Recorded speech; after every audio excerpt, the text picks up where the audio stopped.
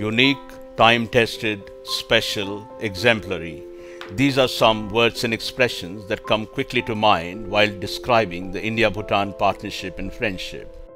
From the time India's first Prime Minister Jawaharlal Nehru trekked to the picturesque Paro on yaks in 1958, to transformative developments following Bhutan's embrace of democracy and the first elections in 2008, it's been a journey of friendship and mutual empowerment that's without a parallel in the world.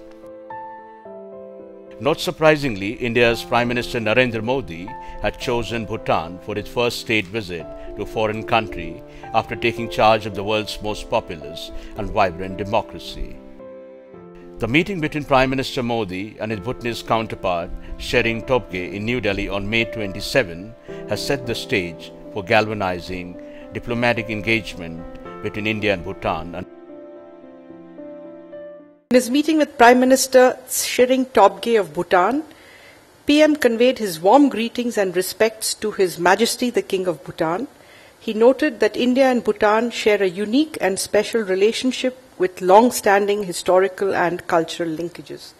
He assured PM Tobgay of India's unflinching support for Bhutan's socio-economic development. We have many strategic partners, and if there was any relationship to which I would say has a real substantive content, this is one of those.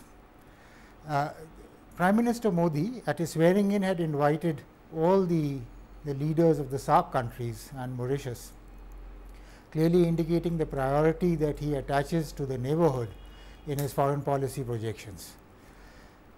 This visit takes this idea forward.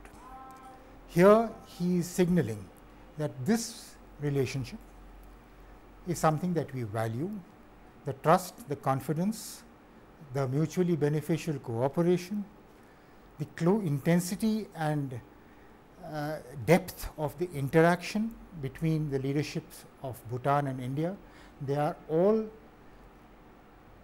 an anchor in a changing global and regional environment, and something that will stand us in good stead now and in the years to come.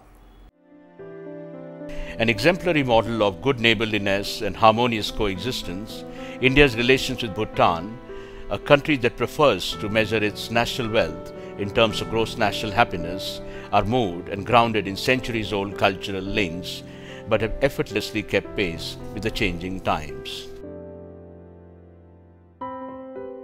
The relations have grown exponentially over the years since the two countries signed the Treaty of Friendship and Cooperation in 1949. India seized the initiative to modernize and transform the relations when the two countries signed the updated Treaty of Friendship in 2007 that had laid the foundation for the future development of India-Bhutan ties in the 21st century. Adapting to the new realities has kept the relationship dynamic and vibrant. When the idyllic picture-perfect Himalayan kingdom decided to embrace democracy, India was quick to share its expertise and experience in bolstering democratic practices and institution building in that country. The quest for development and national resurgence had provided a powerful impulse to bind the world's largest and youngest democracies. India remains Bhutan's largest development partner. Over the years, a large chunk of India developmental assistance in form of loans, grants and lines of credit have been committed to Bhutan. India contributes a hefty chunk of financial assistance to Bhutan's 5-year plans. The development partnership spans an entire spectrum. India has funded nearly all of Bhutan's landmark projects, including the airport at Paro, the Bhutan Broadcasting Station, the Bhutan-India Microwave Link, 1 million ton Dangsum cement plant, Bhutan Institute of Medical Sciences, and all exploration, survey and mapping of mineral resources. India has always engaged with Bhutan to modernize it. You know, Bhutan electricity power is one. Many of the food processing industries, many of they grow pineapples and other fruits, papayas and others, and they process it and turn it into fruit juices and sell them. They are exporting it. Their agricultural strength is very small. They are a great tourist attraction, and still they regulate their tourism in a very significant way, because they don't want to spoil their culture. As you know, the Bhutanese have the different notion of happiness, and they say gross national product is not good, gross national happiness should be there. Hydropower cooperation forms the enduring good news story in India-Bhutan relations. The cascading rivers of Bhutan, with a combined hydropower potential of 35,000 megawatt, have crafted this unique partnership of co-prosperity, with power generated in the Himalayan mountains and valleys, lighting up countless homes and smiles in Bihar, West Bengal and Delhi. There is an enormous agenda that our two countries have in hand, and one of these, of course, is the very large area of economic cooperation, particularly, and I should mention here, hydropower. Here I think there have been some recent moves. You know very well that we are looking at by working together at putting in place something like 10,000 megawatt of installed capacity of hydroelectric generation in Bhutan. Trade and investment are on an upswing and will acquire an added force under the new government in Delhi, which has made economic diplomacy the centerpiece of its engagement with India's neighbours as well as the larger world. It's not just economics and energy that binds India and Bhutan.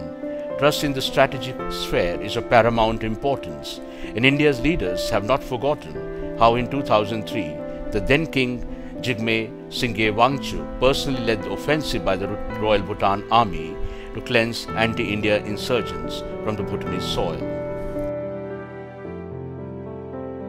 The bonding between the people of India and Bhutan is a bonding for life, as Bhutan's young king has said so memorably.